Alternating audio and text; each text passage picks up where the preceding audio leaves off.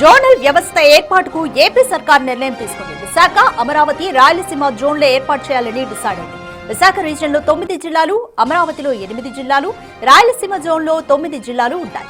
నీతి Aayog, Singapore సంస్థల ఆధ్వర్యంలో ప్రణాళికలు రూపొందించారు. సీఎం చంద్రబాబు సారథ్యంలో స్టీరింగ్ కమిటీ ఉండనుంది. ఒక్కో జోన్ కు సీఈఓగా సీనియర్ ఐఏఎస్ ఉంటారు. విశాఖ జోన్ కు సీఈఓగా యువరాజ్, అమరావతి జోన్ కు సీఈఓగా మీనా, రాయలసీమకు సీఈఓగా కృష్ణబాబును నియమించారు. ఇందుకు సంబంధించిన ఉత్తర్వులు 1-2 రోజుల్లో వెలువడనున్నాయి.